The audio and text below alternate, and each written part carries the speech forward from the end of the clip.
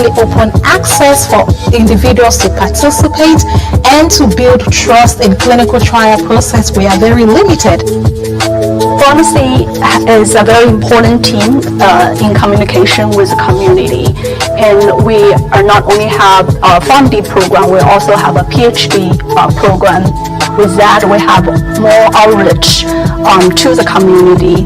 We are the #1 producers of African American pharmacists in the state of Texas. Pharmacists are a significant part of the healthcare team. They're able to immunize patients. They're able to help them in a variety of health settings per se. TSU had the RCMI support back in 1980s, especially in terms of research infrastructure.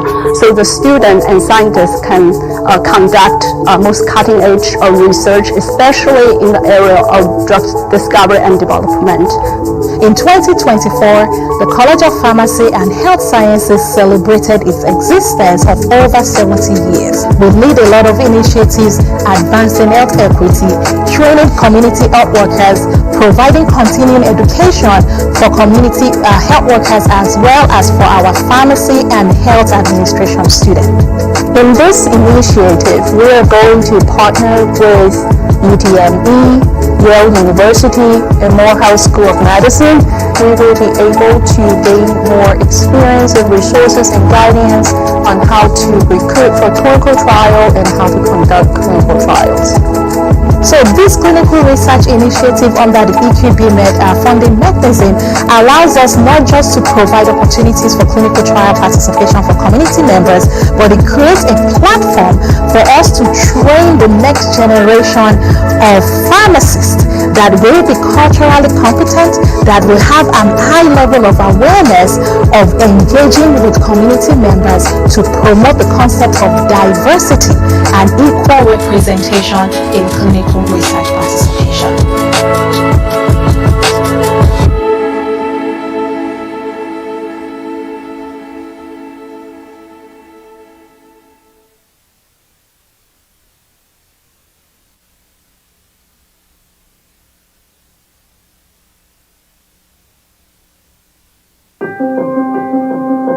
Hello, my name is Veronica, Program Director of Texas Southern University's Breast Cancer Screening and Prevention Center, where we transform women's health in breast cancer care and provide mental health services in underserved communities.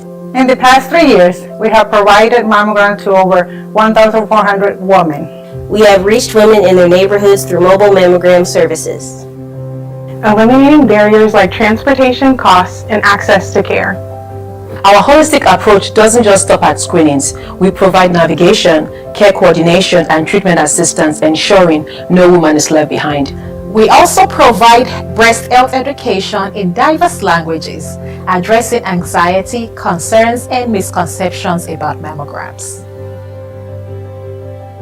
we have established a vast network of over 100 partners, received 5 proclamations, and fully executed over 10 memorandums of understanding. What sets us apart is our grassroots engagement. We build trust in our community, combining cutting-edge technology with personalized care. Our vision is to expand our reach and ensure equitable access to breast and mental health services to underserved women. We believe in saving lives, strengthening our communities, advancing health equity for all women.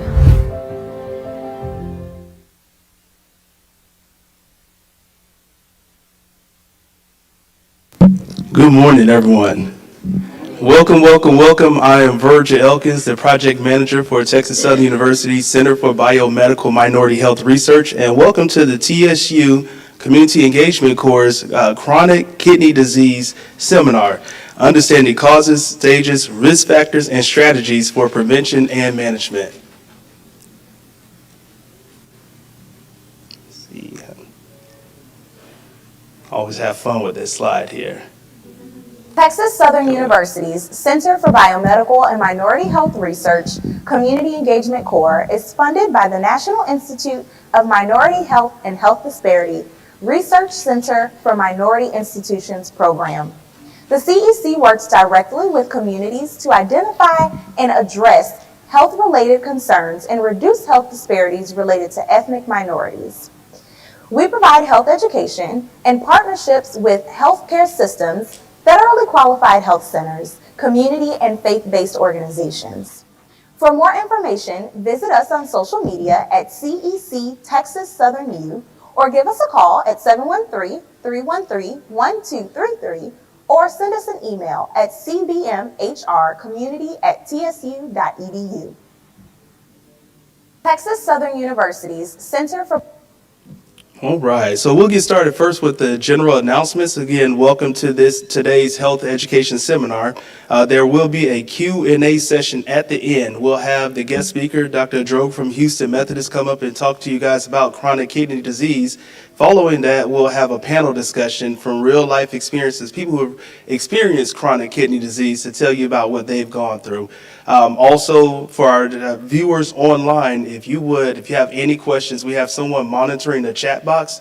So put all your questions in the chat box and we'll try to answer them here on site. So I want to first take time out to recognize J.D. Walker Community Center and also thank them for allowing us to be here. I want to give you a little bit of a background of J.D. Walker Community Center, which is located at 7613 Wade Road in Baytown, Texas. The J.D. Walker Community Center has been a cornerstone of the McNair neighborhood since 1978. It's named in honor of the late Mr. Jefferson D. Walker, a respected educator, community leader, and member of the Harris County Housing Authority Board. The center has served long as a gathering place for residents and visitors alike. Situated within the Edna Mae Washington Park, the center became a beloved landmark with an expansion completed in June 1993 to accommodate growing community needs. Open daily to the public, the J.D. Walker Community Center offers a wide range of activities designed to engage, educate, and empower individuals of all ages.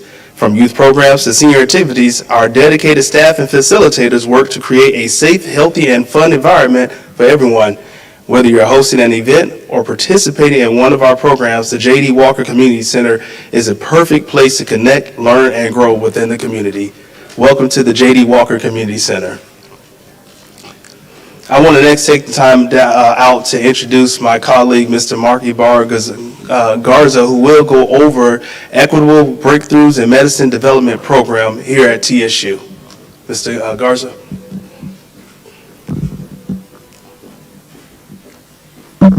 Thank you so much, Virgil, for that introduction. Like he said, my name is Mark Ibarra. I'm the Clinical Research Coordinator at Texas Southern University. Currently, we are working and developing a program called the Equitable Breakthroughs in Medicine Development Program. We are working very closely with UTMB, who is proficient in clinical trials. That's something that we hope to be pretty soon. We, as a site, have never conducted clinical research with human subjects before. So we're looking to bring that to the community of Houston through Texas Southern University. If you guys would like some more information on the program and to kind of stay in touch on how we're doing with the implementation of the program, definitely feel free to scan this QR code or you could contact us at the number that you see here, 713-313-1233, just to ask us any questions that you may have, whether it's what type of clinical trials we plan to do, what the timeline is looking like, or any other questions that you guys may have. Thank you so much. Thank you, sir. Thank you, Mr. Garza. All right, again, welcome to our health education seminar. I'm excited for the information that will be presented to you guys. This is very, very important information, as we know that chronic kidney disease does affect our respective communities. Before we get started, I just want to remind you guys, for our online community as well as in person, make sure let me start off with our Zoom community. Make sure you sign in using the link, complete the survey. And then also for our CHW participants, make sure you sign in using the link as well. I believe there's a separate link for you. And then if you complete if you complete the survey and stay to the full capacity of the program today, you qualify to win a $15 gift card. We will be giving out $15 gift cards to our first 30 eligible in-person attendees. So this will be for our in-person attendees. All right, without further ado, I want to introduce to you guys our guest speaker today, Dr. Horacio Adrogue. Adrogue. I'll say it correct? Okay, perfect. He is with Houston Methodist Hospital. So Dr. Adrogue is a highly respected and accomplished nephrologist based in Houston, Texas, with over 2 decades of experience in diagnosis, treatment, and management of kidney disease. Affiliated with prestigious institutions such as Houston Methodist Hospital and Baylor St. Luke's Medical Center, Dr. Adrogue has built a reputation for providing expert care to patients facing chronic kidney disease, kidney failure, and other related conditions. A graduate of Texas Tech University Health Sciences Center in Lubbock, Dr. Adrogue has dedicated his career to the advancement of nephrology, focusing on chronic renal failure, dialysis, glomerular disease, and kidney and pancreas transplantations. I'm letting him out there today, excuse me everyone. His specialized expertise extends to the intricate relationships between kidney health and other chronic conditions, including diabetes and hypertension, making him a sought-after physician for patients managing multiple health concerns.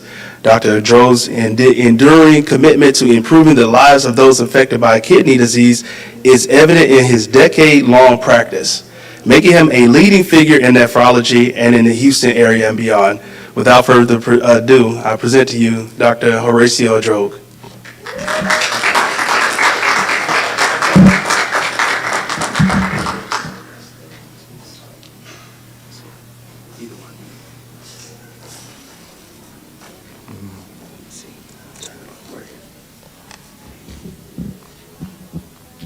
Can everybody hear me okay?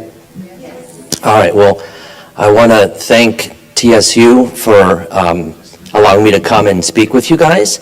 And in the end, save your questions. I'm not going to run away, so you'll have me as long as you can tolerate me. And then we'll be able to have a good discussion here. And I also want to thank Houston Methodist, who's my employer. I no longer work at St. Luke's or Baylor, so it's just Houston Methodist. So I want to thank them for allowing me to come on normal working hours to speak with you guys. So when I saw that the topic, like the topic of what I was supposed to discuss, I wanted to break it down and make it understandable, because I think there's a lot of kind of myths and concerns about chronic kidney disease. What is it? Who gets it? How can you prevent it? And then solid organ transplantation, the same thing. And so I wanted to make this very easy for everybody, and I wanted to make it understandable. And if I say something that you didn't understand, you'll have time to ask me later. So I also want to thank Joe Sharp, who is one of the outreach coordinators from Houston Methodist. He is a partner of mine, and that's his email. And if you have any questions about the transplant process at Houston Methodist, Mr. Sharp is amazing. And I do not say that because I'm exaggerating. He is an amazing human being, and he is an asset to me personally and to Houston Methodist. So he helps do community outreach, and he helps people understand the very daunting process of going from either chronic kidney disease or end-stage kidney disease to getting a kidney transplant. So let's first talk about how we define chronic kidney disease. And these are the same definitions I use with my medical students, so you guys will walk out of here 30 minutes closer to getting your MD. So chronic kidney disease is present for 3 months or more. That's what chronic is. That's it. It's relatively arbitrary, but it usually means that it's been going on long enough to where we think it's not going to get better on its own. So that's chronic. Then kidney disease, estimated or measured kidney function of less than 60%. The mils per minute per 1.73 meter square is irrelevant. Just think of it as a percentage. So if your kidney function is less than 60%, you have chronic kidney disease. And if you have kidney function that is more than 60%, and you have either an abnormal kidney ultrasound, say you have polycystic kidney disease, or you have protein in your urine, then you have chronic kidney disease. So these are things, the ultrasound, you have to go to a hospital or an imaging center, but the kidney function And the urine protein is very simple, and any primary care doctor, family medicine, internal medicine, can get that done for you. So it's very simple. So you can ask your doctor, do I have this chronic kidney disease? If they've known you for more than 3 months, they have your kidney function, they have protein. If you don't have protein and you're still wondering, then they can order a kidney ultrasound. So that's what it is. It is not anything mysterious. Now, of course, since you're all going to be, budding physicians by the end of the day, I have to put stages. You don't have to memorize these. The medical students look them up all the time. All it is stage 1 if your kidney function is normal. Stage 2 is 60 to 89 mils per minute. Stage 3 is 30 to 59. Stage 4 is 15 to 29. And stage 5 is less than 15. So there's sometimes some confusion when someone says, oh, I have stage 5 kidney function. So I have patients that have kidney function of 10%. And they insist and they swear to me that they feel fine. So they have chronic kidney disease stage 5, but they're not yet on dialysis. So when I say end-stage kidney, and if I say on dialysis, that means they're on dialysis. If I just say chronic kidney disease stage 5, your kidney function is less than 15. So what I would encourage you is when you see your doctors, don't accept the answer to say your kidneys are weak, they're not doing very well, they're a little slow, they're worse than they used to be. It's because you're getting old. Now, we do lose some kidney function as we age. That's another topic. But ask for a number. Just say, what's my number? What's my kidney number? And they'll say, well, I don't know. Well, what does the lab say? The lab will give you a percentage. They'll say 60%, 59, 82, 75. So you say, what's my kidney number? And then, do I have protein in my urine? That's it. You've just empowered yourself. So now you know whether you have CKD or not. And then you can say, well, additionally, do I need any other testing? Do I need an ultrasound, as an example? So that's how you empower yourself to know where you are in this continuum. That's important. Okay, so how many adults in the United States have chronic kidney disease? A lot. So I asked this question. None of my medical students get it right. So don't feel bad if you thought way less or way more. So last census, I think we have 330 million people approximately in the United States. Almost 10% of them. I mean, we're talking about 35 million people that have chronic kidney disease. So that's 1 out of 7. What's another interesting thing is if you look at people with diabetes, most people with diabetes know they have diabetes. 89% of people with diabetes know they have diabetes. 15% of people with chronic kidney disease know they have chronic kidney disease. So this is something that is silent. You will not feel it until your kidney function is really, really low. Less than 10% usually, sometimes 15%. So until your kidney function is in the usually CKD stage 5, you're not going to feel anything.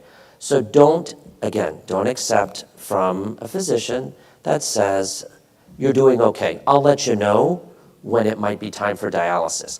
And what I would tell you is, they should say, I'll let you know when I'm going to send you to get evaluated for a kidney transplant so you never have to do dialysis.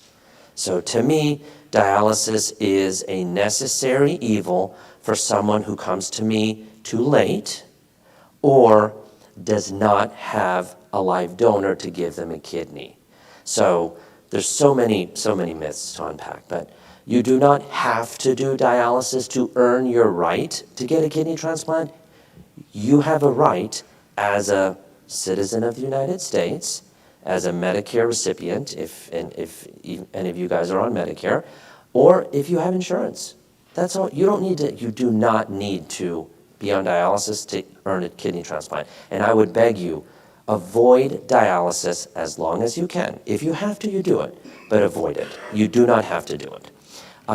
It's important, as you guys know, I'm sure everybody in this room knows someone who has kidney trouble, has been on dialysis, and African Americans, as you guys know, are 4 times more likely than whites to need dialysis. So we're talking about chronic kidney disease stage 5, less than 15%, and I don't feel very well, I need to start dialysis. And Hispanics are twice as likely as whites. So minorities are more likely to need more help. And so that's why it's really important. And I tell this to all of my patients, both my dialysis patients, my transplant patients, and my chronic kidney disease patients. You have to remember, you have to advocate for yourself all the time. You should do it in a respectful way. Your doctor should treat you with respect, and you should do the same. But you should be, educated and just say, I would like to know this. Give me a number, give me a game plan, give me a roadmap to improving things. So what contributes to chronic kidney disease? We guys know what it is. So what contributes to it? Number one, diabetes.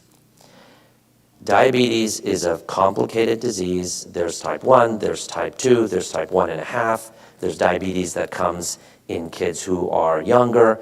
So any sort of diabetes mellitus, where your blood sugar is high, that's the number one cause of chronic kidney disease in the United States and worldwide. High blood pressure, they tend to go together. They tend to run in families. The number of patients I have whose mom, dad, grandparents are all on dialysis is striking. So, what I say is we can't pick our parents. You cannot change your genetics. But what you can do is change your behavior and know how your behavior will meld with your genetics to either help you get away from chronic kidney disease or run towards chronic kidney disease. Obesity, this is a difficult topic to discuss, but I talk to all of my patients in my clinic every time, both men and women. And this is what I tell them. I say, I'm not telling you that you are inferior because you weigh more than you should, but I ask them two questions. Number one, I say, when you stopped growing tall, how much did you weigh? And they laugh. Oh, it was 150. What do you weigh now? 250. Okay. So, your body, you were born with two kidneys if you're lucky, and those two kidneys, they wanted you to be around 150 pounds because that's what they were designed. They were designed for that weight. And now you have added 100 extra. So let me put a backpack on you of 100 pounds, walk around the room. You're going to get tired. Kidneys do the same thing. So that's important. So it's not, and I tell them, I don't care what you look like in a bathing suit. This is not what this is about. This is about your health. So that's very important. And then they say, well, my BMI, what's this? And I said, look, you work on your weight slowly. It took you a long time to get to the weight. Now you take a long time, but start working towards that. And everybody, myself included, you have to fight against gaining weight, especially in the United States. Every time you turn on the TV or this, it's like supersize this or double size that, or buy one get one free, candy and so we're all adults. You just have to make the choices that are reasonable for you. Genetics, we've already talked about. You can't change those. Smoking and vaping. Still in this country, approximately 13% of our citizens are still smoking. I don't know why, but maybe they're stressed out, maybe they're addicted. It's complicated. But what I would say is that contributes to chronic kidney disease. Vaping contributes to chronic kidney disease. We don't know what other bad things vaping does. And I'll tell you, smoking is a very good way to block your ability to get a kidney transplant. So at Methodist, if someone is actively smoking, we tell them, go quit smoking. We'll see you back in 3 months. But if you're on dialysis, that's 3 months. I just came directly from the dialysis unit where I took care of patients, where I'm taking care of patients, to here. And I do a lot with the transplant program at Methodist, and I've traditionally helped work and fix transplant programs both at UTMB and Memorial Hermann. And one of the reasons why I still go to the dialysis unit is to remind myself and to have my trainees come with me and say, this is what we don't want. This is what we want to avoid. These are the people you're trying to help. This isn't Jane Doe, patient number 1.256. This is Jane Doe. That's her right there. She's a mom, she's a grandma. She wants to go play pinochle or bingo or whatever she wants to do. She wants to go on a cruise. So let's help her. And I think it humanizes it. Ibuprofen, this is Advil, Aleve, All of those kind of medications, not Tylenol. Tylenol tends to be okay for the kidneys, but Advil in large doses, so aspirin 81 is fine.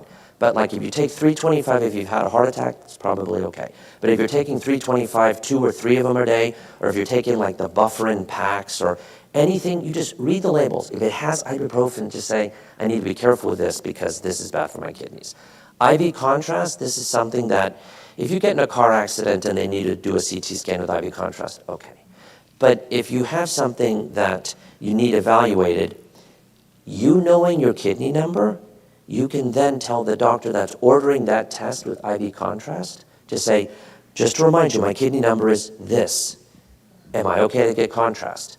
And if I have to get contrast, can you do anything to prevent it? Prevent contrast-induced kidney failure. It can be as simple as IV fluids before and a pill a couple of days before and a couple of days after. So there's prevention. And then chemotherapy and other medications that if you're unfortunate, you do what you have to do. So what can I do about chronic kidney disease by I being everybody in the audience? Control your diabetes, control your high blood pressure, and really work on it and know that this isn't, so what I try to do is explain to my patients to the best of my ability what medication they're taking and why they're taking it. And a lot of times in order of importance, you're taking all these things. And a lot of times people themselves come in and they're on 6 different supplements.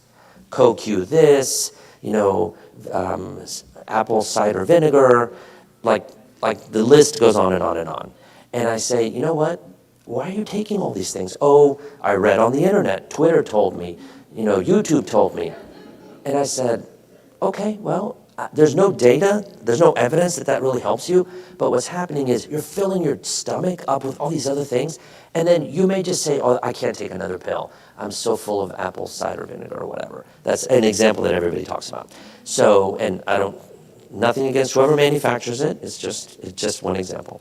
And so what I tell people is, look, first understand the pills that you absolutely have to take. If you have to take insulin, you have to do that.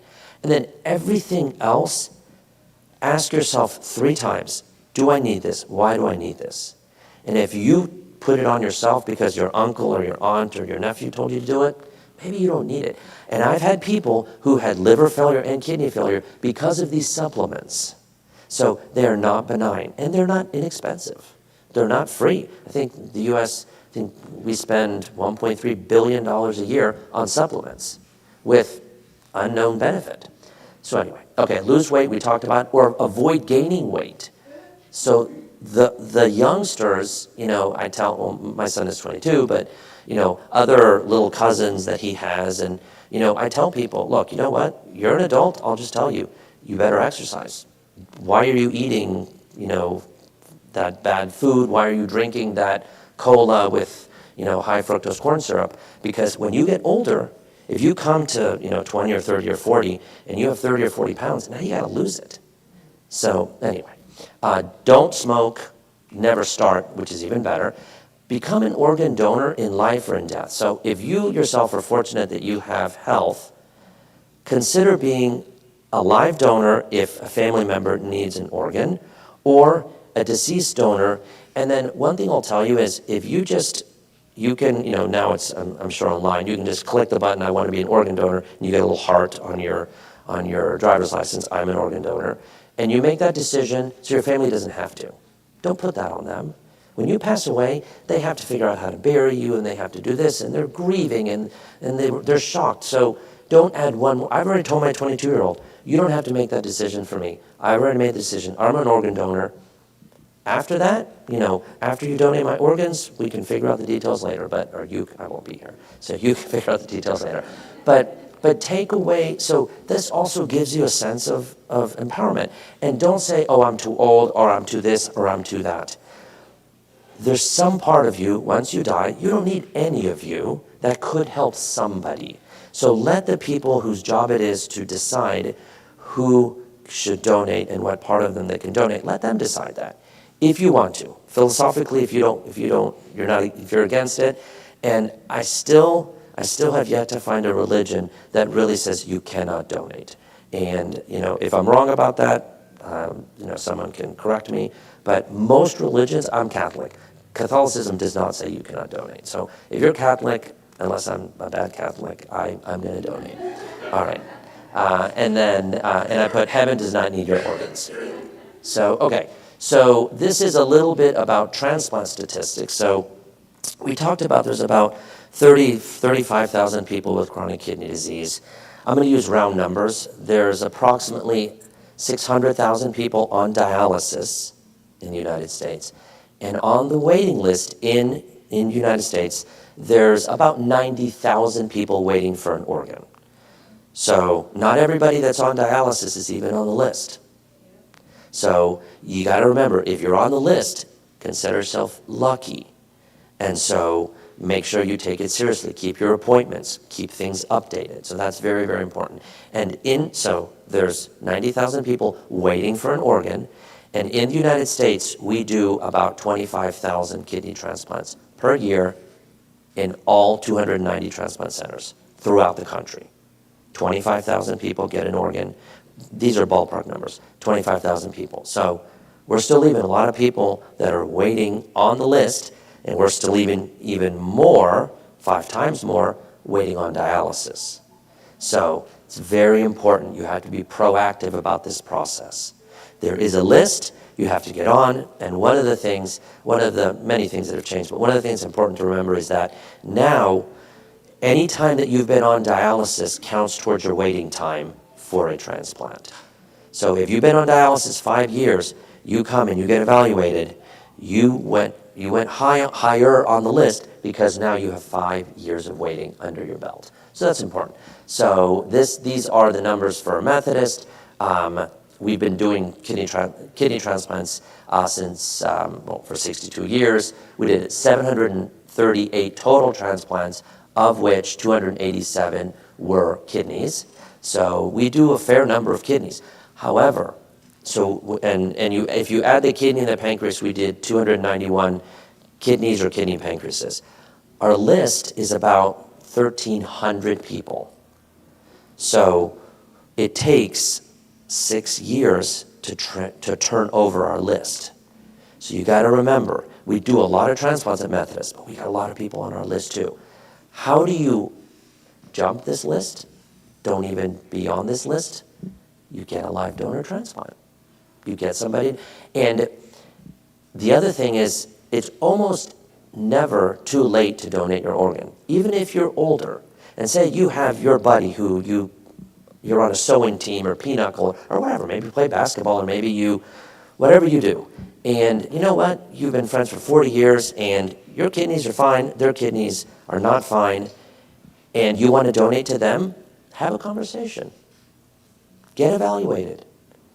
Just because you're older doesn't mean you can't donate. And if your kidney function, say you're 70 years old, if your kidney function is 70% at 70, which is approximately what it should be, and you lose 1% per year, at 100, you'll still have 40%. So you can give a kidney and still have plenty of reserve for yourself. So that's the other thing to remember. You're never too old to donate either. So this is a little bit of a complicated thing, but I'll simplify it. So after 2021, what was happening is sometimes kidneys were being sent to very far away places, and by the time they would get there, they wouldn't work very well.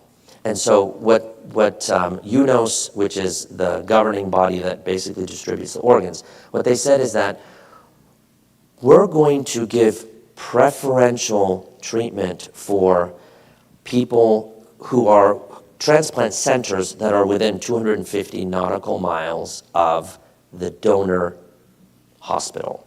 So Memorial Hermann is a donor hospital, as an example.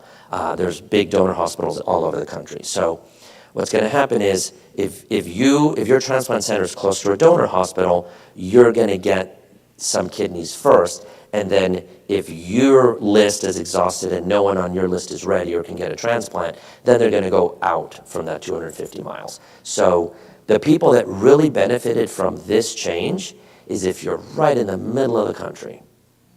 You're in the middle of the country, you put a dot, and then you go 250 miles around it, and you've got a lot of land mass, and you've got a lot of hospitals. and a lot of centers that you can get a kidney from. So this is where this is. Okay, so what I'm showing you here, and the shark is just a joke, but what I'm showing you here is Texas, the Texas Medical Center, so Houston Methodist, and if you go, that circle represents 250 nautical miles. Nautical miles is, as the ship sails. So what you see is, yes, we have a fair amount of land mass, but we have a lot of water, right? So there are no donor centers in that water.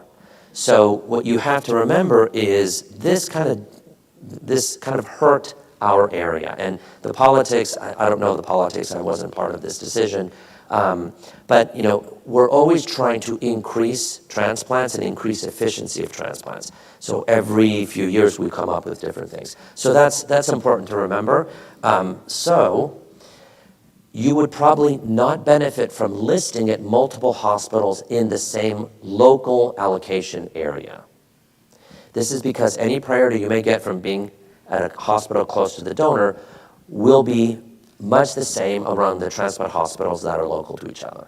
So what this means is, and what I tell my patients, and what I told 3 of my patients today, is look around the country and see if you have friends, neighbors or whatever, that live in a state that's far enough away that you could get to quickly, and quickly is as long as you're there within about 8 hours, sometimes 12 hours, you're fine.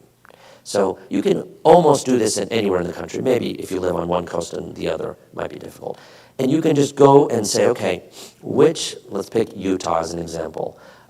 Okay, how about, or Arkansas as an example. Arkansas is interesting because Little Rock is the only transplant center. So if you want a kidney transplant in Arkansas, you're going to get it in Little Rock, which means that there's no competition. No one else is doing transplants in Arkansas except Little Rock. So if you have a friend in Little Rock, now they're going to get flooded with applications, but if you have a friend in Little Rock, as an example, you can call them and just say, I'd like to get on your list too. I live in Houston. Okay. They'll evaluate you, and if you meet their criteria, then they'll say, okay, as long as you can get here within, I don't know their criteria, but that's an example. So what I'm saying is, it doesn't help you to necessarily list both with Galveston and St. Luke's and Methodist. Well, in the Med Center, you have to choose either St. Luke's or Methodist. Biased towards Methodist, biased. So anyway, so that's important to remember. So you want to give yourself the best option. This talks about outcomes and without boring you with too many things. So the best success is with a living donor, and a living donor transplant should last you 20 or 25 years. A deceased donor still, it lasts about 10 to 12 years. So that's another reason why you want to avoid dialysis if you can, and wait as long as you can before getting a transplant. Because once you get it, the clock is ticking. So the best thing to do is prevent this. Again, we can't choose our parents, but we can not smoke, and we can not vape, and we can not allow other people to do that silly stuff around us. And we can take better care of ourselves. So that's important.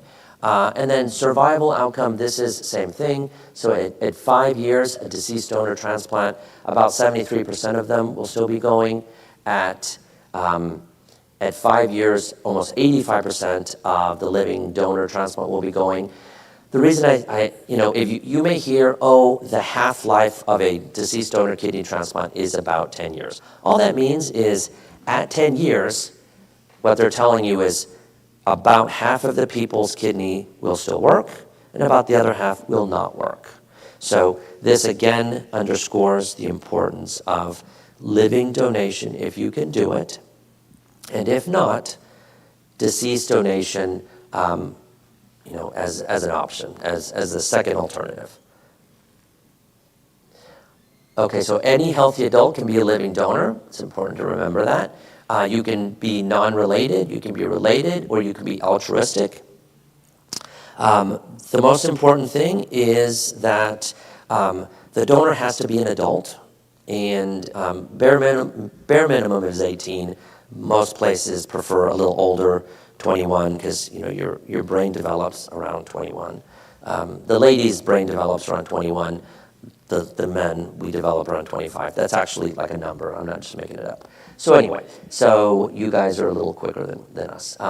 And altruistic donors, these are people that, they say, I've lived a good life, I'm still healthy. Yeah, I'm going to be an organ donor when I pass away, but, I've got plenty of reserve, and I'm just going to go to a center and give a kidney to the center, and I'm going to start a swap and a chain.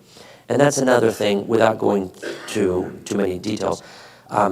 All you have to do is find someone that's willing to donate to you. They don't have to be a blood relative, as long as they have an emotional attachment to you. Or if they want to be anonymous, that's fine. And then if their blood type doesn't match, it doesn't matter. Because if the donor and the recipient are both willing to be in the swap, we can find someone else whose donor blood type also doesn't match, and we can do a swap for you. So the most important thing is, it's the job of the transplant center to figure out if you are a candidate, and if you're on dialysis, even if you have CKD, what I would say is, it is your right to get evaluated. It does not mean you're guaranteed to get a transplant, but it is your right to get evaluated. Don't let anybody say, you're too old, you're too this, you're too that, you're too tall, you're too short. No, it's my right to get evaluated. Maybe I won't pass, but I'm going to get evaluated. Donor, same thing. If you want to donate, fill out, there's a Breeze application on the Methodist website. Get evaluated. And if you can donate, great. If you can't, the other thing is, if you're a donor, the insurance of the recipient pays for the evaluation. So you're not out of pocket. You're not going in and paying for the doctor visit and paying for the labs and paying for the ultrasound and this and that. And we've had a lot of people who come forward very selflessly and altruistically and say, I want to donate to my daughter. And then they're discovered that they have something. I didn't know I had breast cancer. I didn't know I had colon cancer. But now, because I was trying to do something good for somebody, I'm doing well because of it. So there's a lot of benefits to even an evaluation of being a live donor, to you personally, and even if you don't pass, imagine the connection you've made with your recipient. You stepped up, we're evaluated, the transplant program said you couldn't donate, but you know what, you have a friend for life, or maybe you already had a friend for life. Okay, so living donor statistics, almost 250,000 people have donated, and about 1.5 million people worldwide. 6,000 people donate every year, this is kidneys. 99% of kidney donors say they would do it again. And 99% of these never develop kidney problems or after donation. So is that by luck? No, it's by design. We will evaluate things very, very well. So some donor myths and facts, myths, kidney donors will have to take long-term medications. You don't have to take anything. Long-term medications are not needed. Kidney donor can no longer exercise. That is not true. Regular activities, people exercise within 4 to 6 weeks, so not a problem. Female kidney donors shouldn't become pregnant after donation. Again, not true. You should wait 3 to 6 months. You must have a strict diet. There's no dietary restrictions, but just take care of yourself. It goes, if you don't want to have chronic kidney disease, don't gain weight and don't develop high blood pressure and diabetes. So any questions, and I want to ask the first question, have you ever considered being an organ donor? You don't have to answer it. Answer it to yourself, answer it to your family, or don't answer it at all. So that's it. I may be over a few minutes, I'm sorry. But I think we're going to keep moving, and I thank you very much for your time. Have a good day.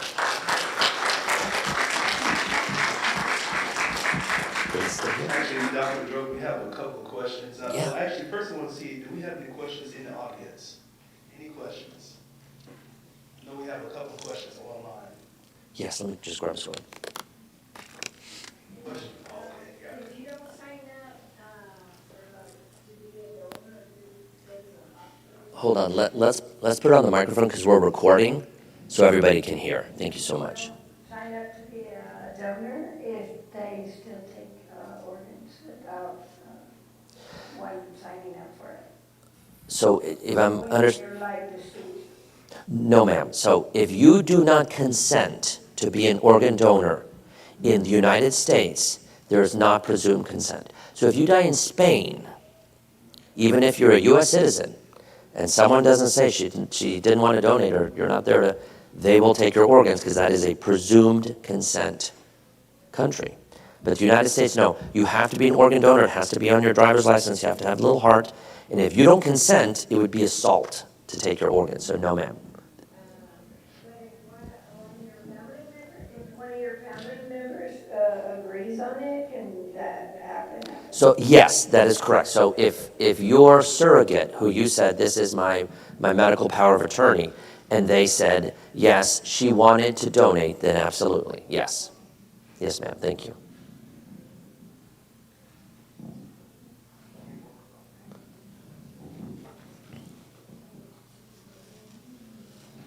Good morning. My question is, how do we get in contact with you? I have stage 3 CKD, and a lot of things that you were saying as far as being proactive, I've had to do, but what I want to know, how do I get in contact with you? I brought my cards, so I brought several of them, so I'll pass them out. And if you don't get one, just take a picture of it. And I have clinic in the med center, so if you live here, it's going to be a drive. But I live, I work in the med center and be happy to see anybody and discuss their chronic kidney disease and help risk stratify and help prevent you from ever needing dialysis and maybe even ever needing a kidney transplant too. Thank you. Yes, sir. So if you got like stage 3. Okay, can you repeat it for the audience? If you have stage 3. Yes. What do you do to like prevent from going on dialysis? What's the plan for that? So this is where you have to be under the care of a doctor, and you have to individualize your plan. So what you have to do is you have to, whoever this person is, you have to say, okay, are you at ideal BMI? Is your blood pressure ideally controlled? If you have diabetes, is that ideally controlled? Are you taking medications that are working against you? And then the protein in the urine is very, very important because there's a lot of new medications that will tell us, that will help reduce the protein in the urine, which helps slow down the chronic kidney disease. The other thing that is gaining a lot of traction, and actually is part of my standard of care, is genetic testing. So we can do genetic testing. It used to be really expensive. It's gotten very affordable, and most companies will bill your insurance, and whatever the insurance pays is what they take, and they won't bill you more. And the genetic testing is a swab of your cheek. So I can do it. You come into my office, and I can do it in the office. Because a lot of people, probably about 15% of people, come to the attention of a nephrologist, and there's no obvious reason they have chronic kidney disease. They're thin, they don't smoke, they don't have high blood pressure, they don't have diabetes. Like, we're just scratching our heads. So what we did, so there's a non-invasive way is to do a genetic test. You swab the cheek, you send it off, 6 weeks later you get a result. If they have, and this is where you have to do an individual case, if they have a lot of protein in the urine, it's telling us that the filters are damaged. So then the next step is, if you have a lot of protein in your urine, the next step is going to be a kidney biopsy. So again, this is an invasive thing.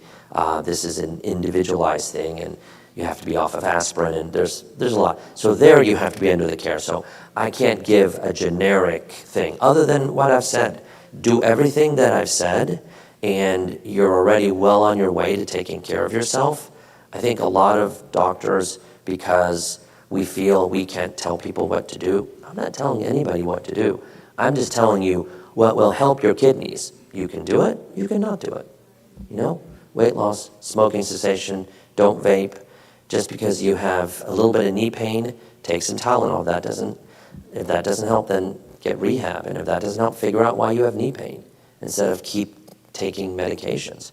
Or if every time I go and play 4 hours of football, I have knee pain, stop playing so much football. I mean, unless you're a professional, right? So, I mean, there's kind of practical things, but thank you very much. Great question. Yes, sir. Yes, ma'am. Yes, yeah, let's just make sure that they get the mic.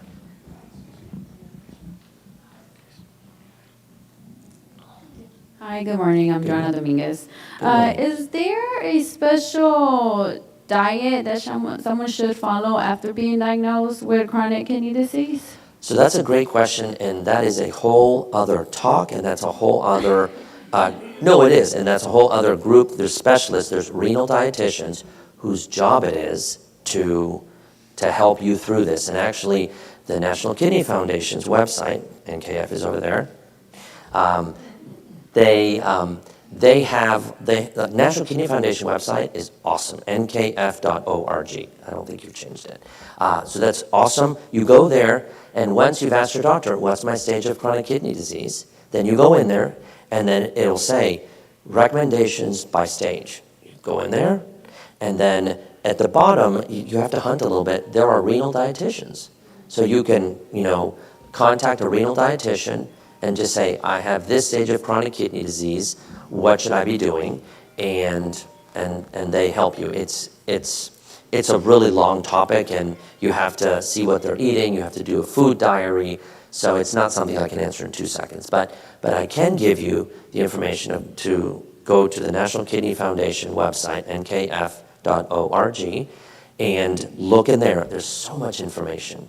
And diet is very, very important, but in general, anything that's processed, anything that you don't cook yourself, and it just look at the ingredients. If there's like 5 or more ingredients, and if you can't understand if you need like a chemical degree to understand what you're reading, you shouldn't eat it. I mean, you shouldn't. So what people say, what should I drink? Drink only if you're thirsty, and that's another thing. People say, I have to drink so much water. Unless you have kidney stones, drink if you're thirsty. Don't drink if you're not thirsty. And what's the best thing? Water, coffee if you like it, tea if you like it, but don't add milk. Well, you can have a little bit of milk, but like if you had sugar and then you have sweet tea and then you have 8 glasses of sweet tea, then you're wondering, why can't I lose weight? It's your 8 glasses of sweet tea. So, and just do a food diary. It's very simple. You do a food diary and you're already halfway there, or part of the way there. Awesome. Thank you so much, Dr. Nakoa. We really appreciate your time, sir. All right. Thank you.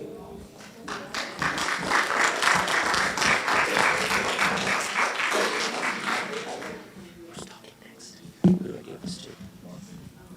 I'm just going to sit in a minute. Oh, I stay here. Oh, you want me to go on stage? All right, you got it. Alrighty, guys. I hope you guys are enjoying this session so far. Up next is our panel discussion. I'm going to go ahead and introduce our 3 amazing panelists, starting with Ms. Alexis Conell. Ms. Alexis Conell is a resilient kidney transplant recipient and passionate advocate for kidney health. Diagnosed with fibrillary glomerulonephritis in 2010, she began dialysis in 2011, and after enduring significant challenges, received a life-saving kidney transplant on July 17, 2012. Now thriving nearly 13 years post-transplant, she dedicates her life to advocacy and education. Ms. Conell has worked extensively with the National Kidney Foundation, the Apollo Study, and other organizations advocating for kidney patients and sharing her story in interviews, podcasts, and national events. In 2019, she launched Alexis Conell Speaks to raise awareness about the importance of post-transplant wellness, particularly in the African American community. She also published Journal Your Journey to Health in 2021, offering guidance and inspiration to others navigating health challenges. Through her advocacy, public speaking, and partnerships with fitness professionals, Ms. Conell continues to empower others with her journey, proving that her second chance at life has a profound purpose. Give it up for Ms. Conell. Thank you so much. Up next is Ms. Sharon Copeland. Sharon Copeland has been a social worker for over 23 years. She spent her early career in mental health counseling children, family, and adults. She took a break from her profession to raise her 2 children. In 2016, Sharon joined the Living Bank and serves as an independent living donor advocate. Sharon enjoys her vacation and can recount many highlights during her time as an independent donor advocate. One memorable moment was when she interviewed a donor at their 1-year postoperative appointment. The donor expressed how much the donation changed their life, that it was the best thing that had ever happened for them. For Sharon, this vividly illustrated the life-changing power of transplants, both for the recipients and the living donor. All right, Ms. Sharon Copeland.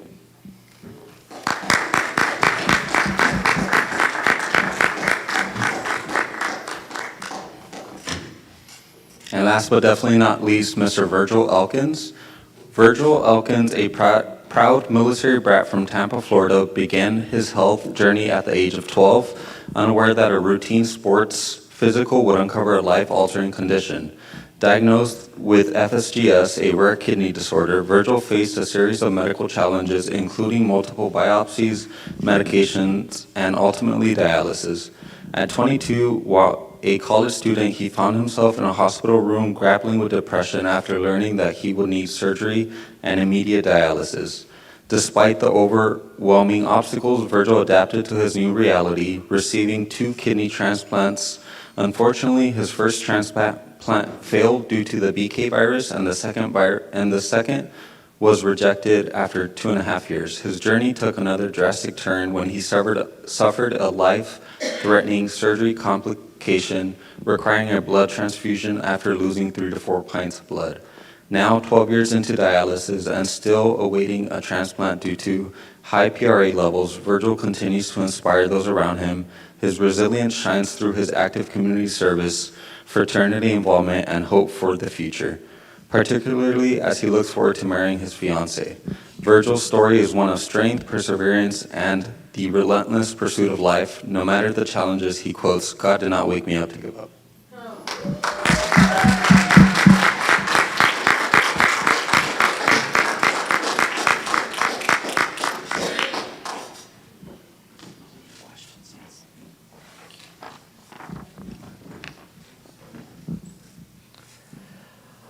All right, so can you guys hear me okay? All right, so we've prepared some questions, and how about let's start with how do you navigate the emotional and psychological challenges faced by potential living donors during the decision-making process?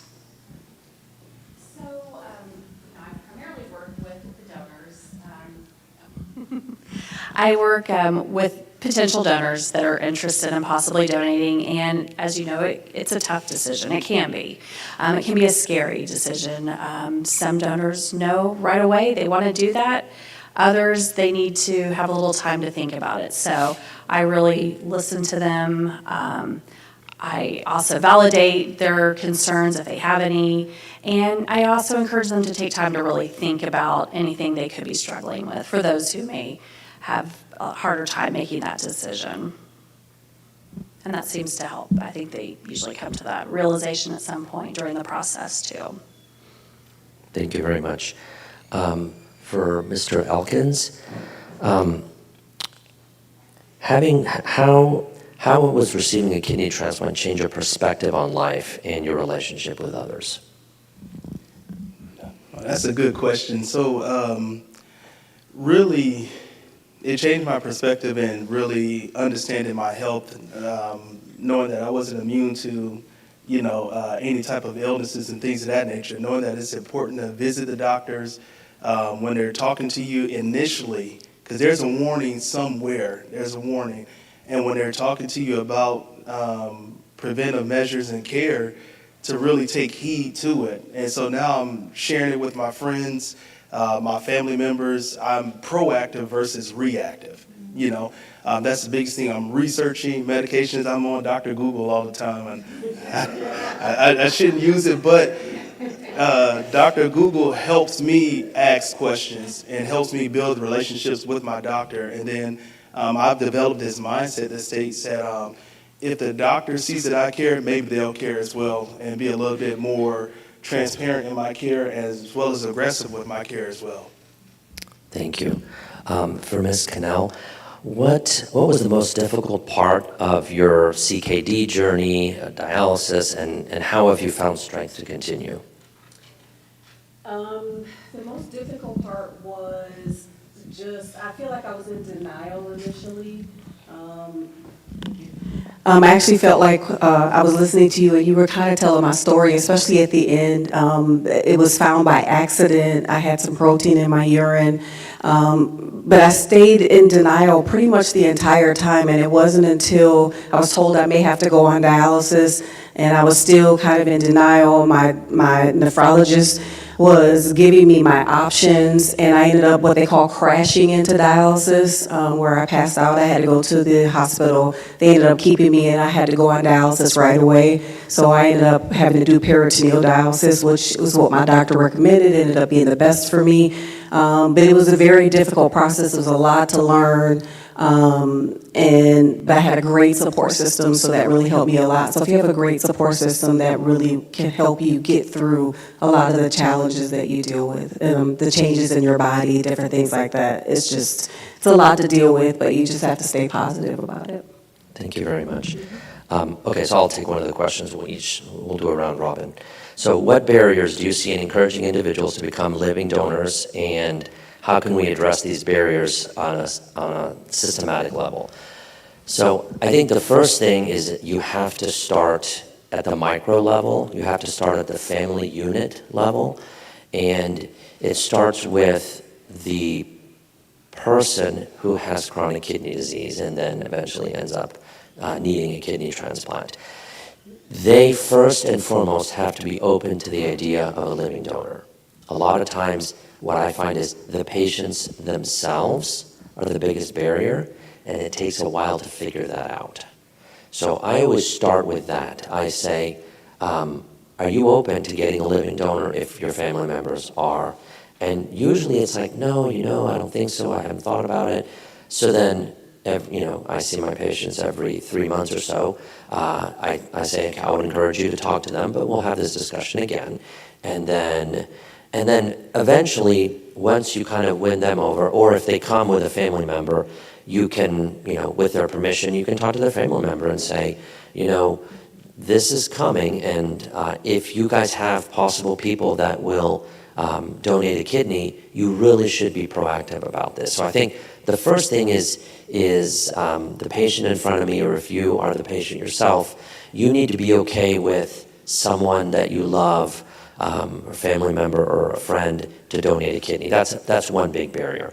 And then the other barriers is talking to everybody in the family in an open way, and you just have to, try to make sure things match and things align.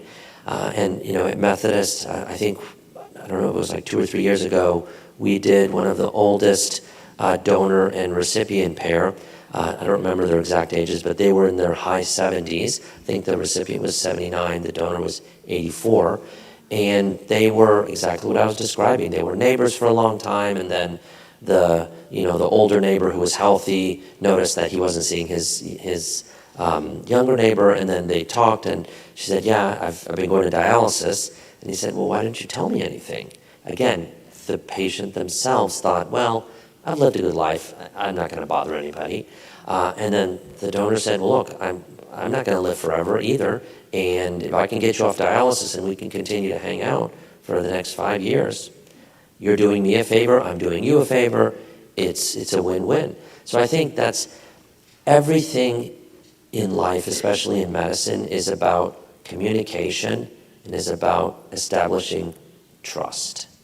So you really have to try to trust your doctor, and I tell people, if you don't feel you trust me as your doctor, I would encourage you, find someone that you do.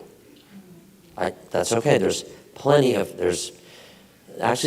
about 9,000 nephrologists in the entire United States. 9,000 of us for the 36 million people with CKD and all the other numbers. So find one that you like, that's reasonable with you, stick with that person, and have them guide you. So I think that's important. So first, the patient themselves need to not be a barrier.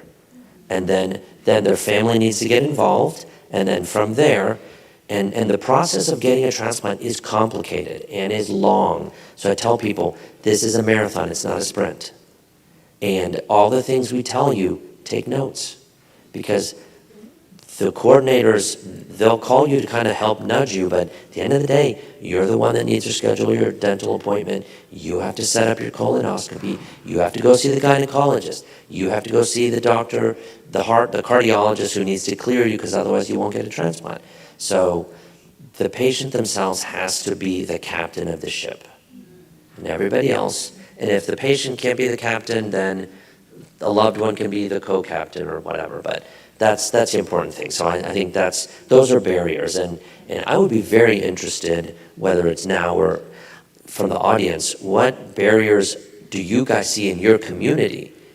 Because if you guys see barriers that's in your community that we as physicians are doing wrong, if we're not explaining things well, if we're not approaching it right, then educate us, because we want to help you. And sometimes we just shrug our shoulders and say, I don't know why every time I talk to this family, they don't want to donate. Is it okay for me to turn the question to the audience? So if someone wants, I'll give you my, I'll like run down the room here. Okay. Does anyone want to, there you go. Or do we have another mic? Or here you go.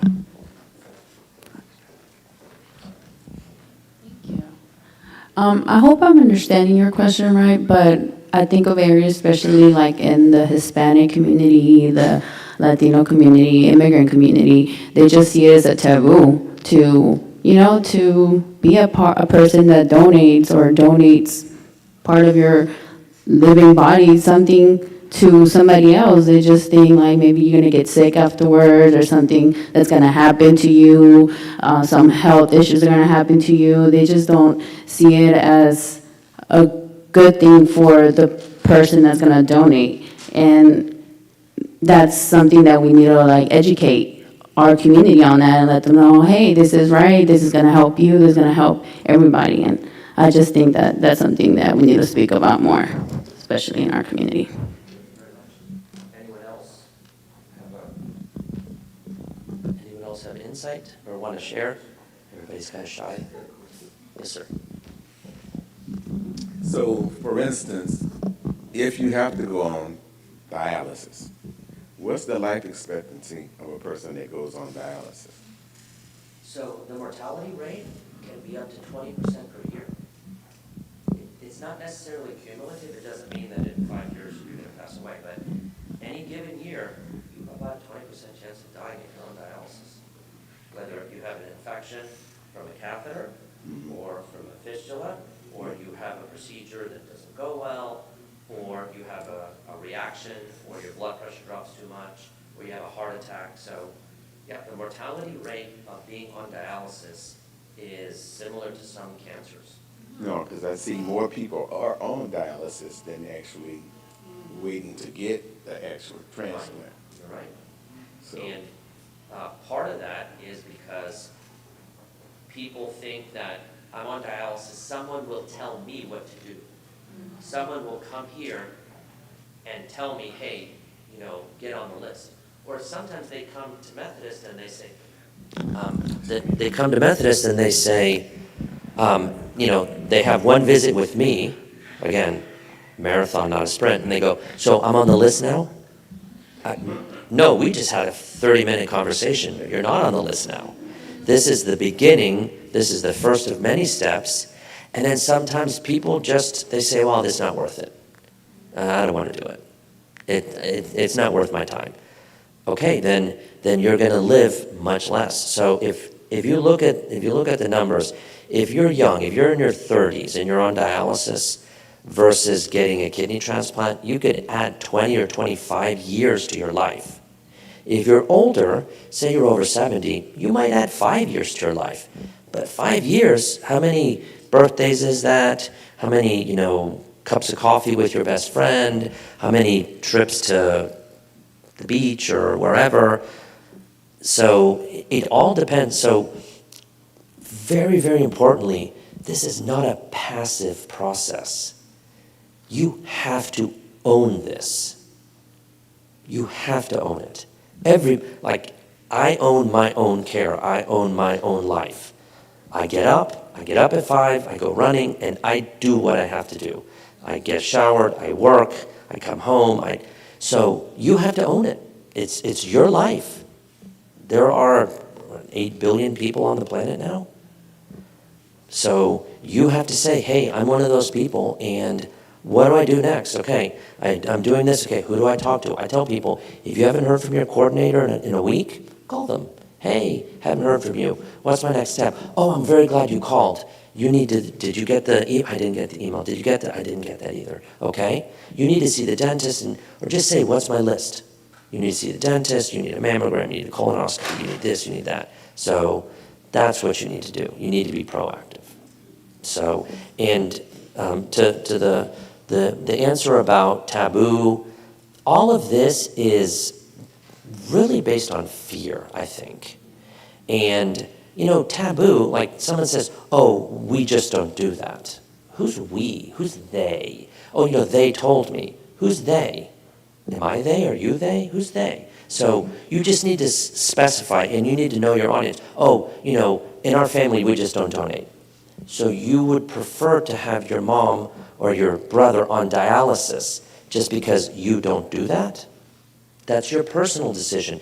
But as a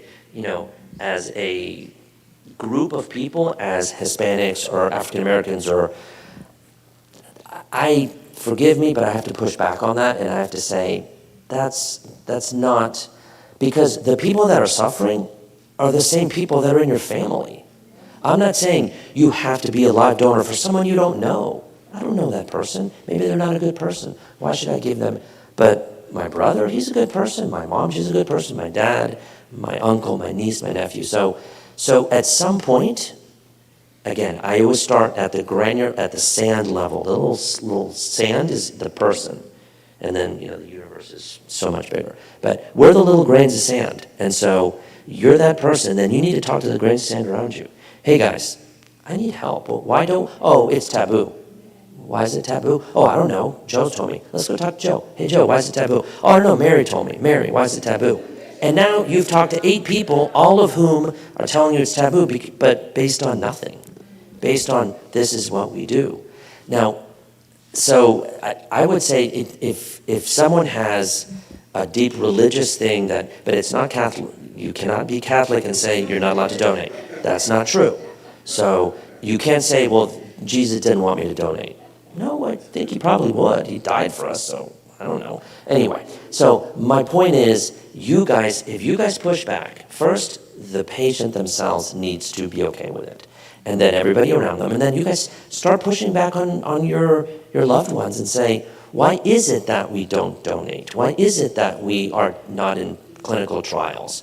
And yes, historically, there's been horrible things that have been done to people of minority status in clinical trials. Absolutely. But that's not 2025. There's so many protections. And the other thing to remember is that you develop a vicious cycle. So I, as someone from Argentina, I don't want to be in that clinical trial. But if I get cancer, I want that chemotherapy. Oh, but you were never studied in that clinical trial, so I don't know if it's going to work for you. So I, of Hispanic or African American descent, I don't want to be in a clinical trial. But if you and nobody wants to be in a clinical trial, then all of a sudden, every time, so for example, someone says, why is it that when you quote me data on live donors, most of the data is in whites? The biggest numbers are from Minnesota. I'm trained in Minnesota. It's because more whites donate than African Americans and Hispanics. So they donate so I can see how they did because they donated. And so, if no one ever donates, then I can't tell you how you're going to do. I can tell how people in general do, but I may not be able to tell you specifically. And if the people have family history of chronic kidney disease, so you as a donor can say, I would like to have genetic testing. I would like to know if I'm going to get chronic kidney disease. Does that make sense? So every problem has a solution, and every barrier you can say, yeah, that doesn't make sense. Yeah, that's not real either.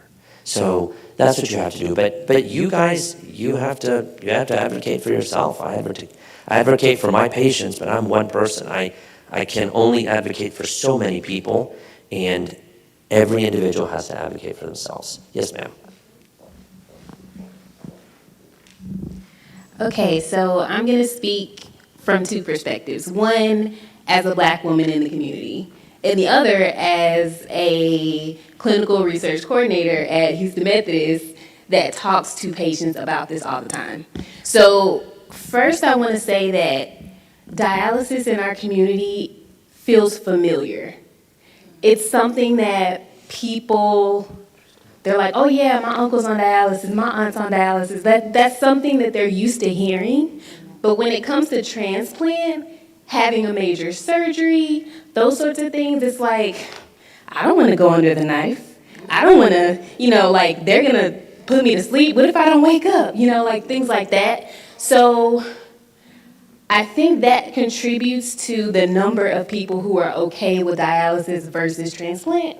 And so as an educator, as a coordinator, trying to educate people on like the benefits of, preemptive donation and living donation and being a recipient before you need dialysis is a challenge.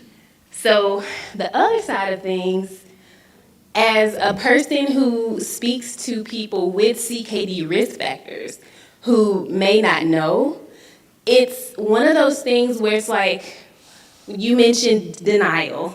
So first there's this, I feel fine. Like, yeah, I have to take a high blood pressure medicine, but it's not a big deal. And then there's, I've had diabetes, my mom has diabetes, it runs in our family. But like not knowing that those are risk factors for CKD, so like the not knowing is the one. And then once you are told, it's like, what do I do? I feel fine. And I want to say from the other perspective, as a provider, we hear a lot that, like you said early in your talk, well, your kidneys they're a little weaker than before. So people don't know what that means. Right. You know what I mean? Like, and they don't know to ask for numbers. And I'm looking at, my CBC, my results from the lab.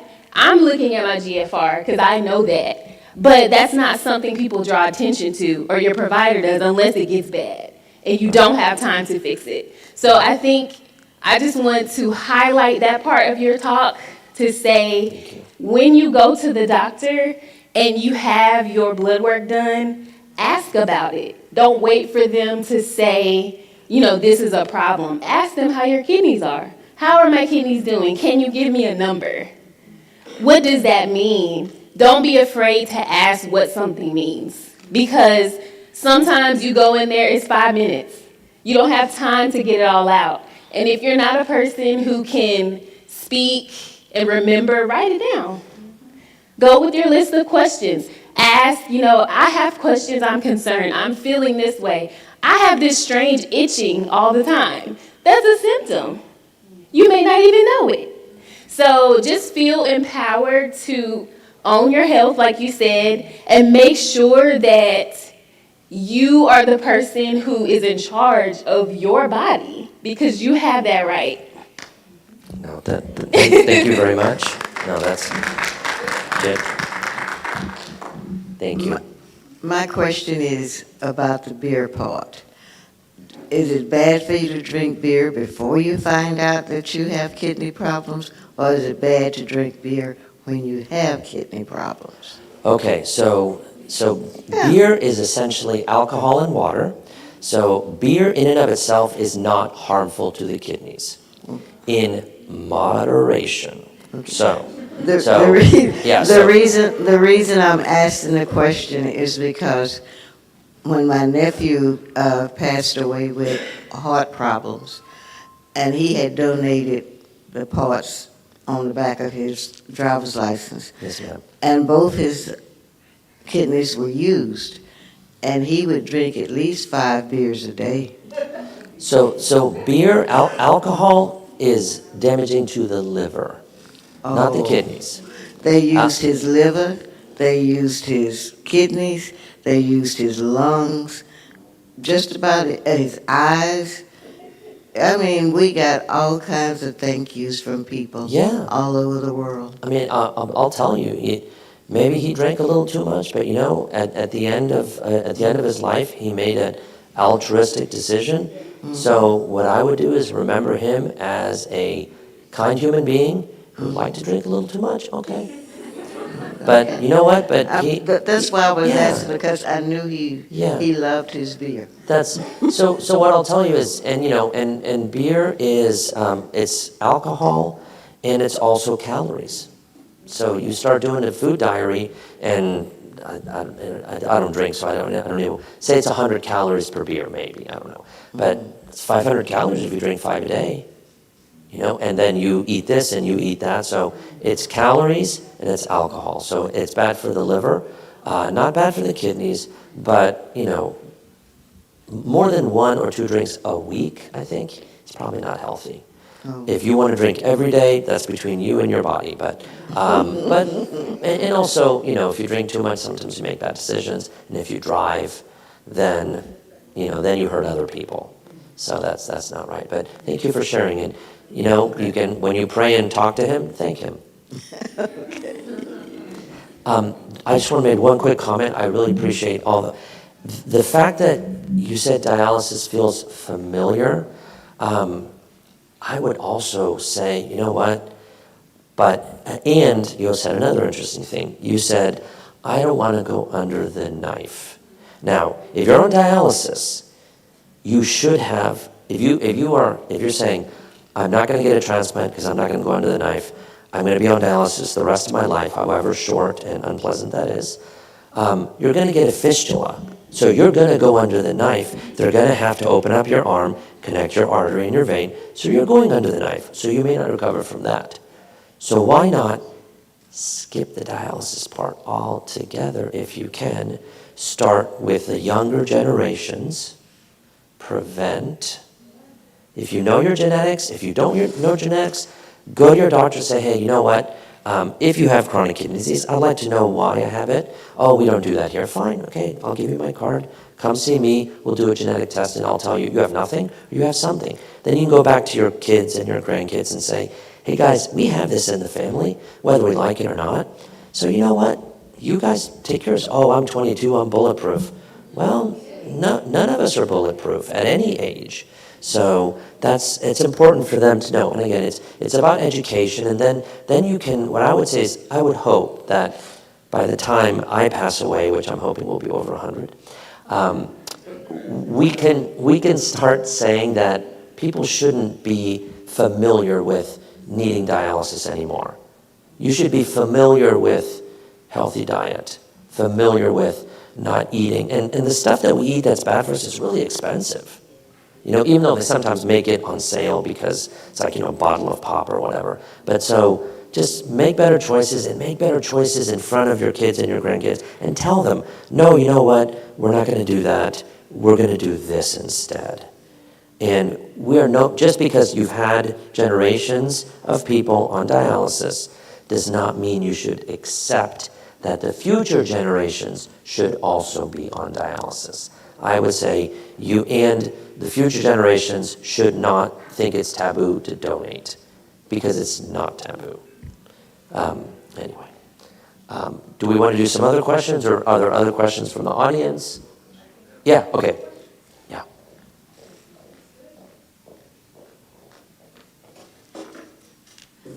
All right.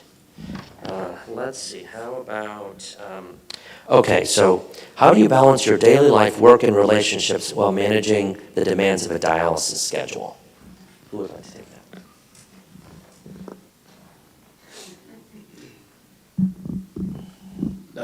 Really just knowing that dialysis is part of my life. You know, I go to work after work, you know, eating everything that I have to do is surrounded by dialysis. So I just make sure my schedule aligns with the dialysis schedule. The foods that I eat won't harm me, like, you know, won't give me a headache, swelling or, stop me from doing regular activities. Won't have me calling in to work, won't have me just laid out somewhere. And really, I've been doing it for 12 years.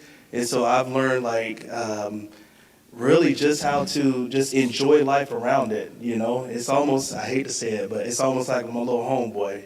Got dialysis is coming along with me. If I travel somewhere, I have to make sure my treatments are set up where they need to be, my schedule's set up. And again, the diet and having a support group as well. So managing my time is really, really easy as long as I know that I have to do a dialysis, as you stated before, just owning it as it's a part of my life until, get that transplant. But also, thank you for sharing that, but also, Virgil, but you didn't accept that as dialysis, this is the only way. You went through the transplant process yourself twice, right? So that's, I think, important to underscore, that, you've accepted it as a part of your journey. Now, hopefully, you will be able to get another transplant. But and your disease is a very aggressive disease. And so, again, through no fault of your own, did the transplants fail. So that's important to remember that you sought care, you got care, you had a disease that's very aggressive, and there are some diseases that are very aggressive. And so it's important for people to understand that. That doesn't mean you shouldn't evaluate yourself for a transplant, but you just need to understand what potentially could happen. So thank you very much, but that's really, really important to know. Let's see, how do you ensure that both donors and recipients receive equitable support, particularly in underserved communities? So, it's been great hearing from all of you and things that you've talked about, even within some of your own communities. I think for the recipients and for the donors, also helpful knowing they also have their own team of people that they're working with. Whether it's the doctors or the transplant clinics, I think that also helps them many times know they have people there for them that they can talk to or that they can call. If it's someone in their family, that's great, but if they need someone outside of that, a professional, there are people there that can help answer questions. And a lot of it's just knowing, like you were saying too, how to help maybe get people involved in that, to know there are people out there that can help. Thank you. Alexis, how has being a dialysis patient shape your views on the importance of kidney health, advocacy, and education? So I did dialysis for just under a year before I was able to get my transplant. So it's changed my life in a way where, once you are in that position where you feel vulnerable when you're going through a dialysis, and like I said, I was very fortunate that I didn't have to do it very long. But going through that process and then having your transplant, it really makes you look at life differently. It makes me, for me personally, I'm a very touchy-feely, lovey kind of person. So, but I love on the people around me more. And it was also very important for me to share my story, to share everything that I've been through, so that, if I could just help one person to either not have to go through what I went through or to help them to be able to get through some of the things that I went through, because I've experienced a lot of it. I did have a very aggressive disease and my kidneys failed very quickly. And I was, told to go to a urologist. I did that, but by the time they sent me to a nephrologist, I didn't go. And I didn't go because I felt great. I was working out, I was modeling full-time, I was working full-time, I had a career that I loved, I was doing all of these wonderful things, I was living what they call your best life. I didn't feel sick. And so I never went to the nephrologist until one day I experienced horrible back pain, ended up in the emergency room. They thought it was my back, and it turned out that it was my kidneys. By that point, I lost half my kidney function. So it goes back to I had a great team of doctors who really helped me extensively. They made sure that not only did I stay on top of my health care, but they stayed on top of it as well. And so we were able to, eventually get a diagnosis and move me along the process. But it just going through all of that just helps me want to be able to help people more. I had a 25-year career in healthcare, and I did that because I love helping people.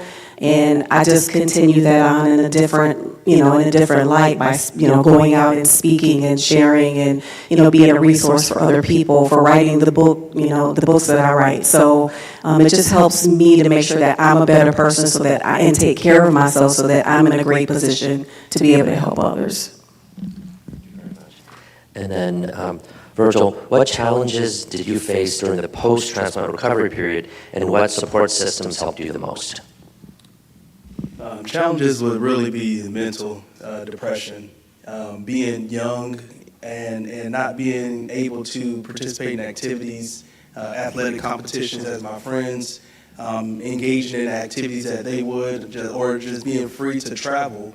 That was the biggest thing. I believe even now I haven't traveled internationally just because insurance won't pay for, dialysis overseas. If I want to take a cruise or go somewhere, insurance won't necessarily pay for it. So being restricted to certain areas and activities, but also having the friends meet me where I'm at. They'll come and sit in the center with me, or they'll come and visit me after treatment, or they'll come and see me if I'm being hospitalized. Come and hang out with me. I moved here about 8 years ago by myself, all my family there in Florida, and just having that support system now, was really good, or it is really good. My mother is always worried I'm out here by myself, and my fraternity brothers and my friends are just, surround me with love and support. So that's helped me, throughout this entire experience. Thank you. Sharon, any final comments? No, I don't think so. Virgil, any final comments? Be proactive in your care, in your health. Extremely important. It's one thing that I will say about dialysis, that it does take a lot of your time. It's 4 hours a day, or 4 hours per treatment, and it's 3 days a week. And again, it is like a second job. So I go to work from like 7 to 4, then from 4:30 till about 9 o'clock, I'm in treatment, traveling home, and have to do it all over again. So if you can be proactive in your health, watch your food intake, your dieting, the way you eat, God willing, you won't ever have to have this experience. And Alexis, any final comments? Yes, as Virgil just said, please be proactive, know your numbers, develop relationships with your doctors.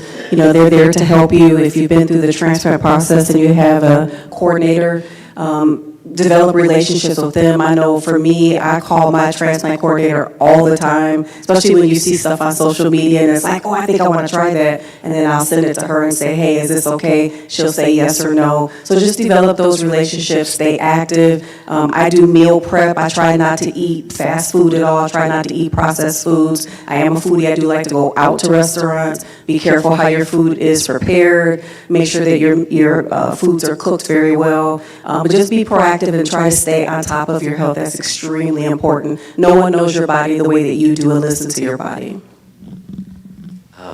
And I'll just have 10 seconds quick comment.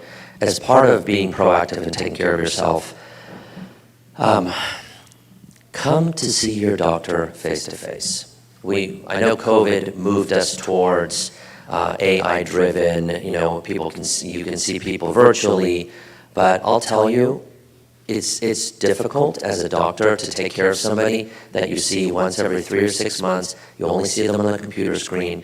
They're distracted. The computer screen is glitchy. You hear half of what they say. They don't hear you. I've had patients have their doctor's appointments in their cars. They're going through getting fast food. They're they're checking out of the grocery store. And I understand we're all busy, but at the end of the day, you guys are the ones that suffer if we don't have the information to help you. So, I just say, okay, I didn't hear you. No, oh, it's okay, we'll talk about another. Okay, all right, well, thank you very much. And then we can only do what we can do. Physically seeing you, we can say, hey, you've gained weight, but it's fluid weight.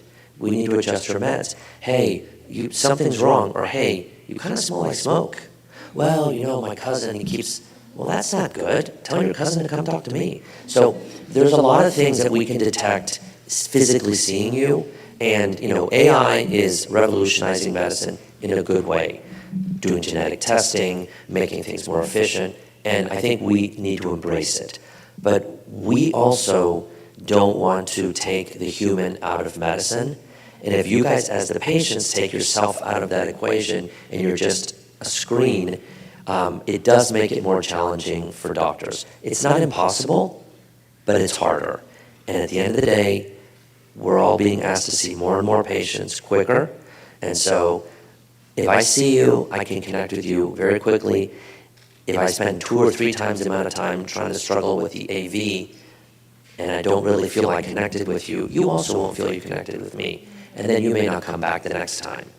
And then you crash into dialysis or, forget to take your meds because you didn't understand why it was so important. But thank you very much.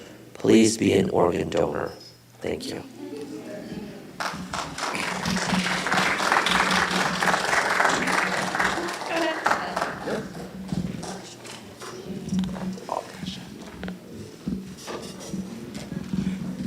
We're almost there, everyone. Not quite, we're almost there. I want to bring up the director of the Community Engagement Program, Dr. Veronica Ajwale, who will go over the Texas Chronic Kidney Disease Task Force.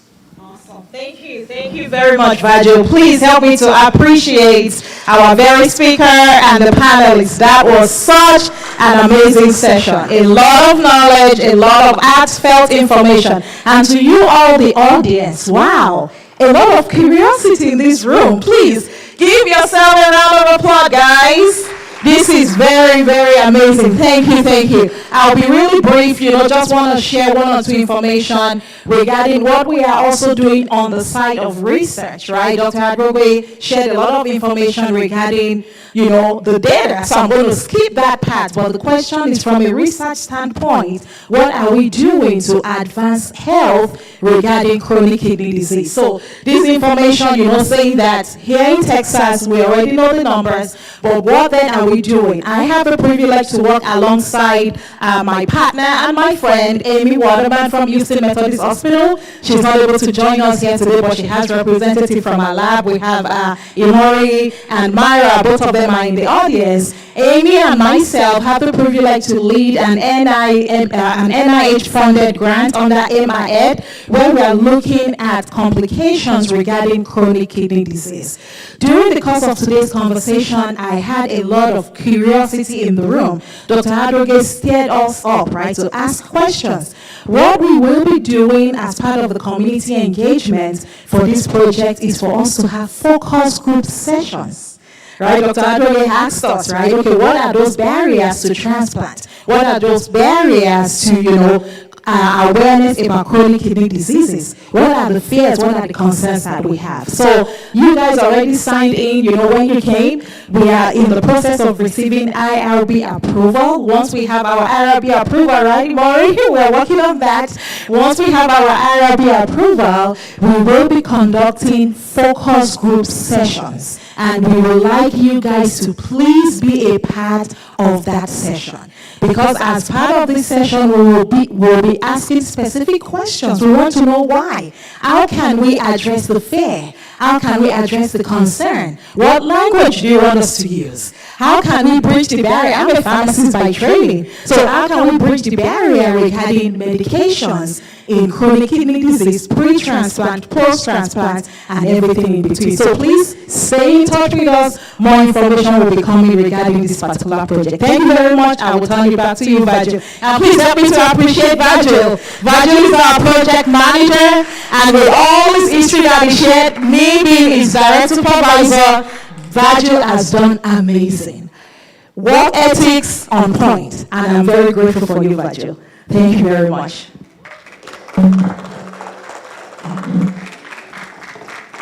Thank you, Dr. Ajwale. All right, everyone, we are at the conclusion of the program. I want to go over a couple of things before we end. Just want to say thank you for allowing us to come and serve and speak to you about chronic kidney disease. If you're joining us online, please do not forget to scan the QR code, sign in, as well as complete the survey. And also for our in-person attendees, if you follow us on social media, complete the survey, you do qualify to receive that $15 gift card. So see us at the table in the back. A couple of upcoming events and activities that we have. We'll be doing healthy aging. We'll be conducting a seminar on healthy aging, Alzheimer's education for caregivers. This will be at the Sunnyside Multi-Service Center on Tuesday, March 4th. That's from 10:30 a.m. to 12 p.m. So we'd love to see you out there. It will be a hybrid session where we'll be doing it in person as well as online. So we hope to see you there. Next, one of our larger conferences or larger events hosted by the TSU CEC is going to be the Clinical Research and Engagement Conference. That'll be held at TSU. That will be the week before Easter. So that's going to be on Saturday, April 12th from 9 a.m. to 3 p.m. We will have light breakfast as well as lunch provided, but also a plethora of information to provide to you, present to you. So we hope to see you guys there. Just to give you a little bit of a background, each month we host health education seminars in the Houston metro area. These are a few of our topics that we go over. And again, as stated before, some of our larger conferences such as the breast cancer, prostate cancer, maternal and child health, and clinical research are some of our signature events on the campus. If you will, I'll give you the social media sites for you to follow us on follow us to find out more information about our activities and events, and then also on Linktree, you'll be able to register for those events and activities and have the calendar ahead. You can follow us on Facebook, Instagram, Twitter, YouTube, as well as LinkedIn. All of our events are live streamed on YouTube. And then also our handle is going to be CECTX Southern U. We look forward to seeing you at our next event, and we really appreciate your time. Thank you.